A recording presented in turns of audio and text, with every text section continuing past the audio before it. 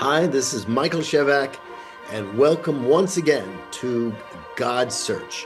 This is your opportunity. Well, you're already on it. If you're alive, you're already on a God search. You just have to become aware of it. Aware of it so you can take it, own it, explore it, synergize it, potentiate it, thicken it, and take it out there as your devotion to the experience called God. The experience called God. So actually, let me start with a story. In my spiritual path, which is very complex, I've had influences from many, many different disciplines. Many different.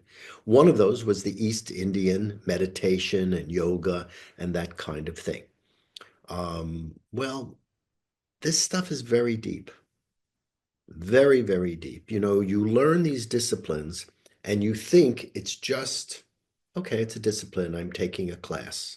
I'm learning art. I'm learning music. I'm learning yoga. And it's just the surface, but that's not true. As the deepening of your experience called God, the deepening of the goodness of the truth and unity and the power of your free will and choice deepens. These disciplines begin to unfold like petals on a flower. They unfold. And the depth and the power that's hidden on the inside begins to surface and makes you aware of it. It's quite an amazing and just astonishingly sublime experience, which you can have if you choose to explore certain meditative disciplines. Anyway, one day I was driving along. I get a lot of messages when I'm driving, I think because I'm relaxed and I'm doing something.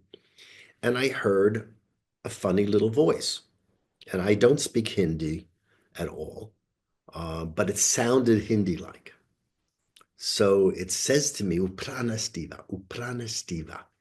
And I'm going, I don't know what that is. So, I write it down phonetically. And in the morning, I was taking a bus to work, and on the bus was a student of Swami Rama, and very, very amazing gentleman. And I asked him, I said, G2, I heard this. I don't know what it means, but it sounds like it would be Hindu.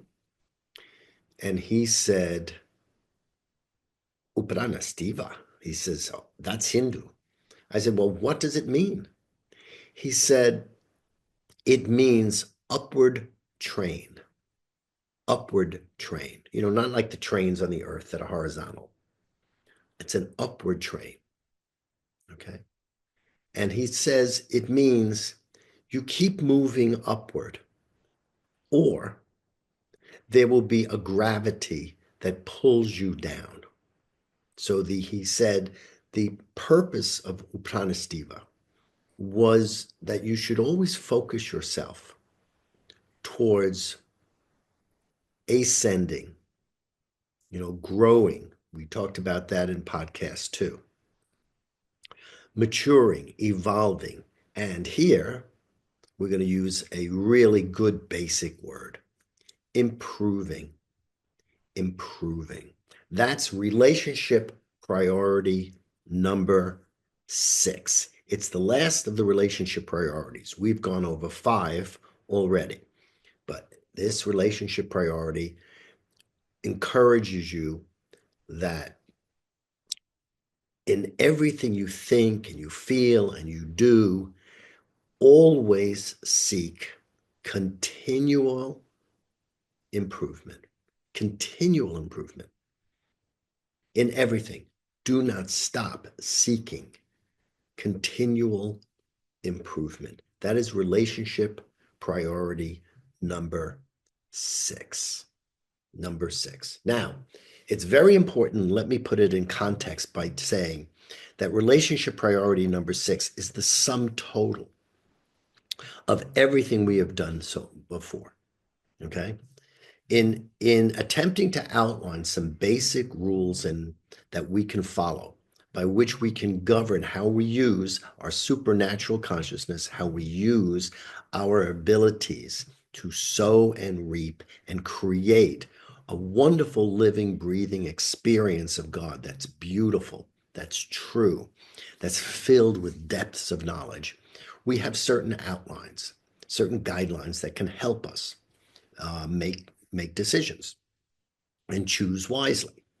So we laid out value priorities: health, peace, freedom, wisdom, the expression of your fullest potential, okay, and prosperity.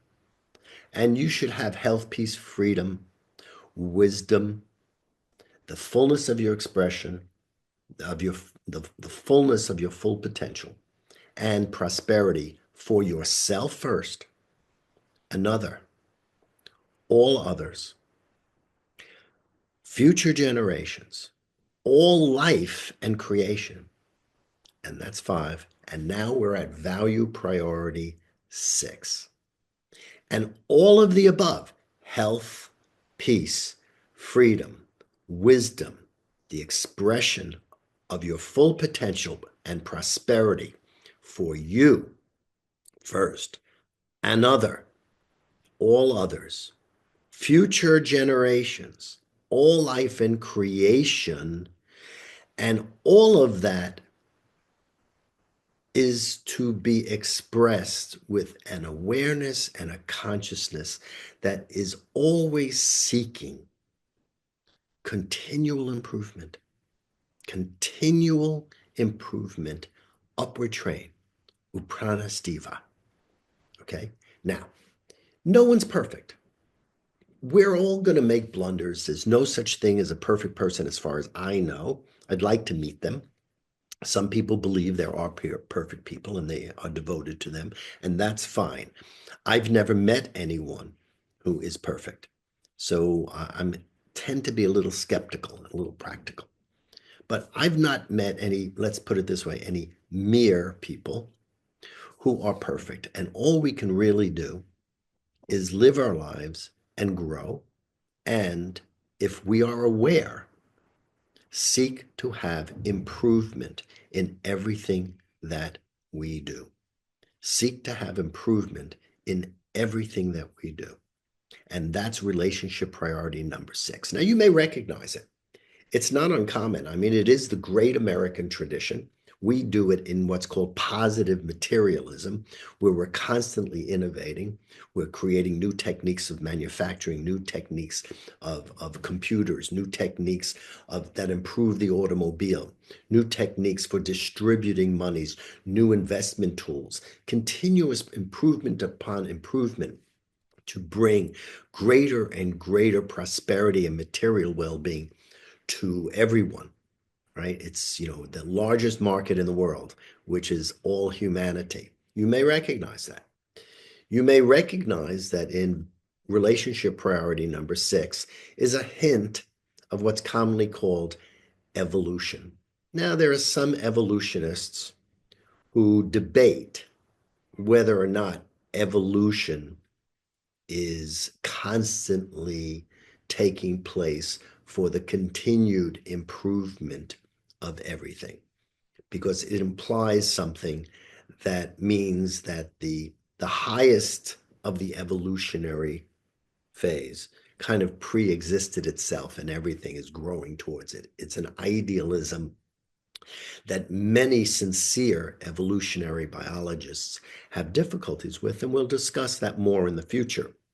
But nonetheless, there is a sense that there is a growth from unicell creatures to multicell creatures that are kind of individualized, and that they have the beginnings of internal organs, and you get the sense of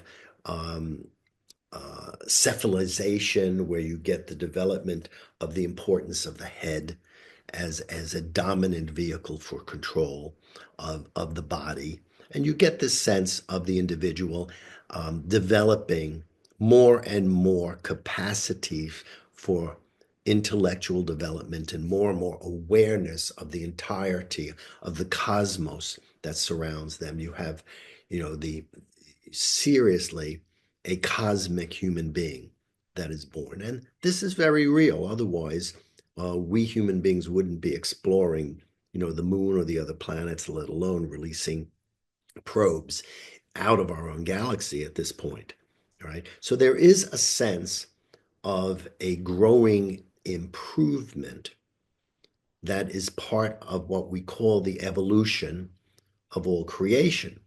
There are other mystical people who swear that this is a human projection and that the creation or the universe is not evolving and not moving in a single directionality for its improvement, and that this is really a human artifact from our view. All these things are very, very delicate discussions that we will have later on. But as I said, there is a hint of relationship priority number 6 in our experience of evolution. Indeed, look at us. As I've mentioned before, we are the only near perpendicular creature on the entire planet. And if you look at a kind of loose rendering of our solar system, where all the brilliance is in the sun and our head is at the top, and then there are different levels to our organ systems, different planetary distances or rings. And this is, of course, something that people may be familiar with the caduceus in medicine, or the chakra system, or other things which relate the structure of the human being to the planetary system in which we live. It's very real, but again, I don't want to get sidetracked. The most important thing about relationship priority number 6, it is the sum of everything. It is sowing and reaping with a consciousness that life, your life, my life, everyone's life, is truly a devotion. It's an offering. It's we're taking what's been given to us and we're transforming it for the purpose of ourselves. It's called free will, but in a way that creates increased beauty, increased harmony, increased love. Big word, love, for everything that's within the range of your consciousness. It's relationship number 6 is a call to be aware that your life process really is a reflection of everything that exists in creation upon you, and through you, it becomes more of what it is, more of what it can be. It's the most magnificent testimonial to the conscious ability of the human being to create a civilization that is inspired by God, inspired by it.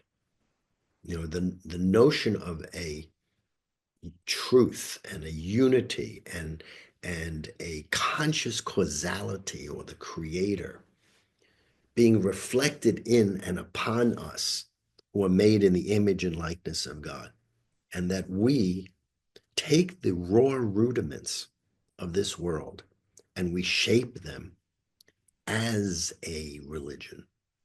What we create is our devotion to the beauty of divinity, to the beauty of the universe. That is really the true religion, is what we do from life and we return to life. That's the beautiful thing about relationship priority number 6. If you continue to focus with relationship priority number 6, you will continue to grow.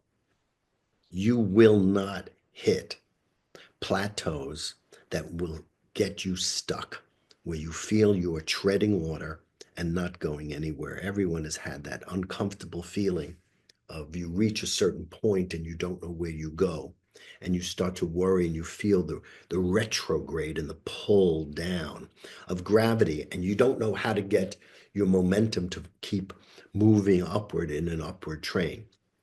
But if you continuously look at everything you do with an eye for improvement, that doesn't have to happen. And I mean everything. How do you fold the napkin? Is it a beautiful way to fold the napkin that enhances your pleasure when you see it and enhances the pleasure of other people when they see it? How do you dress? What are the colors you choose? Okay. What is your place like that you live in? Is it welcoming? Does it lift the people who enter it and make them feel good? It doesn't require lots and lots of money. You can actually do it if you're poverty stricken. But you have to be aware that your home is a kind of living fountain for the spiritual, that you yourself open up to the world and place there as a welcome mat for anyone who knocks on your door. This devotion to continuous improvement is in everything, and of course, in your health. Of course, in seeking peace. It is criminal that we do not do a better job of continual improvement in the area of health and peace. Freedom, yes, continuous freedom, improvement in freedom, okay? Improvement in wisdom, improvement in the expression of your full potential. So when you die, you feel like you actually lived your greatest offering, your purpose, let's say, and prosperity, because seeking greater and greater prosperity for more comfort so you are freer. Because the more free you are materially, the more your mind can go free and meditate and contemplate all of existence. Material well-being is a wonderful thing for freeing you so you can become more spiritually open, more spiritually embracing of everything that exists. And you need continual improvement in taking care of oneself. Do you take care of yourself? Do you have what we discussed as false martyrdom, where you feel you have to sacrifice yourself for another at your expense?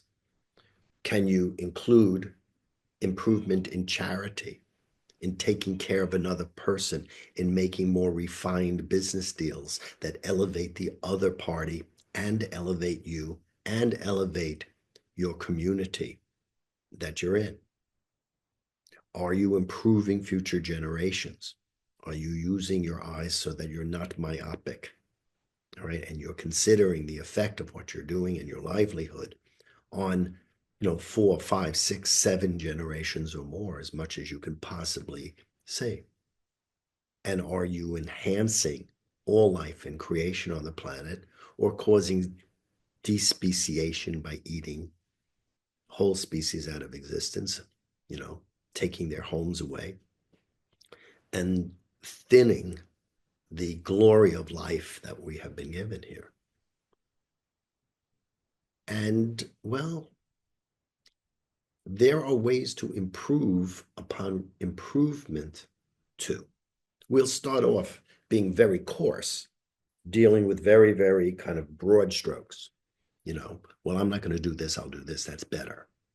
But you'll notice that as you continue this process of making yourself aware of the relationship priorities and how they interact with the value priorities and vice versa, the way you improve will continuously improve in itself.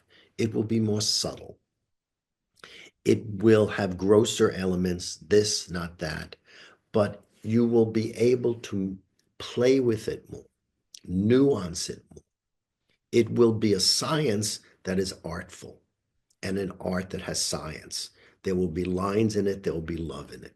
There'll be love through the lines and lines that are expressed lovingly. And this is the art of improvement, all right, where you are ascending, you are evolving, you are getting more and more beautiful in how you go about everyday life. And you're taking everyday life as a conscious devotional which expresses your desire for everything that exists. And you say, here I am. Thank you for what I have. Now, here, I'm going to give back. Every single human life is kind of like a flame, a little flicker of light that adds to the fire. We're all together, if we're aware, building a hearth, which is the center of a home. And that's what improvement is really teaching us. Now, be very careful. The human being has lots of traps on the inside of us. We talked about, you know, cracked minds. We talked about that kind of problem of having, splits in us, okay, inside our minds, where we are, you know, pitted one side of us against another, and there's a war going on the inside. You have to be very careful. We are very, very complex beings, and we have been conditioned in ways that aren't always favorable. So one of the things you have to be careful about on is putting number 6 first. If number 6 is put before number 1, where you're not taking care of yourself, but you're putting continuous improvement first, you will be the kind of person that is commonly called a workaholic or a driven, artist, or a maniac, where you are not caring about yourself. You're just caring about what it is that you want to improve. It's fanatical. And you have to be very careful. Remember, these relationship priorities are ordered in priority, where the first comes first and the last comes last. There's a mingling of them all, of course. But basically, you don't put continuous improvement before taking care of yourself or another person. And you don't put it before taking care of all people, future generations, and all life and creation. It's built on something. And that's the secret to these value and relationship priorities. We sometimes get sidetracked and we think that if we follow a priority really, really focused and in a deliberate way, that's good. But the important thing about the value priorities and the relationship priorities is that by keeping the structure of these things in more or less the correct priorities, what happens is it helps you balance. It helps you balance. That was part of wisdom. It helps you stop yourself from becoming obsessed or driven, because continuous improvement can also be a kind of addiction. It can be a disease. If there's false martyrdom involved in it, where you're not taking care of yourself and you're sacrificing yourself, you may want to be proving yourself by continuously improving. You'll be struggling to make yourself safe by overworking to make yourself safe. There'll be a fierceness and a relentlessness that you can't stop, okay? You may be overly working hard because you're trying to conquer, right? To prove you're better than other people. You may be driven by greed, material lusts. These are addictions. The purpose of the value priorities and relationship priorities is to make you aware of how these things fit together so you get the blend and the harmony of all of these great human values together when you are creative. Remember, what we're doing here is we're finishing up 12 little simple rules, value priorities, and relationship priorities that will help you create. Not just you, They're the same ones no matter what scale of life we are on. Nations need to follow value priorities and these relationship priorities. Schools do, homes do, families do, marriages do, community associations do, guys on the street playing, girls on the street playing, people who are in between guy and girl playing. Everyone has to follow these. These are human kind of laws that are built into the design of how life is. Built into the design of how life is. You can't escape them. You follow the relationship priorities, you follow the value priorities, and they will help you live according to how life works for good. They will help align you to how life works for good. Or another way to say that is how you can have the experience called God. And that's what God Search is about. So go to our website, please do, yourgodsearch.com. Let me hear from you. Let's discuss these things. We have enough tools now from the beginning of God Search, number one, all the way to number 20. We have tools here that we can use to re-engineer your life, my life, and the life of this magnificent world that we have, so that human beings truly become devotional creatures, consciously aware that what they create through their beauty of art, through their beauty of philosophy and science and clothing and design, and all of these can be miraculous testimonials to the incredible truth that surrounds us all. Actually, the truth from which our very, very tissues and our teguments and our cells and our quarks come from. The God Search is the most magnificent adventure you will ever have. And I'm so happy that I'm not doing it alone. So thank you so much for coming, and come again. And we'll see you next week. It's every Wednesday about 5:45. There've been some people who haven't been able to get the audio. That's a problem. We're going to be fixing that shortly. There was a little bit of a mishap that took place. But please keep tuning in, and I appreciate if you would spread this word and give it to other people who want to have the ultimate adventure. And it is. It is. Been doing it for over 55 years, and it gets better as you get older. It gets better. This is Michael Shevack for God Search. See you next week. Bye bye.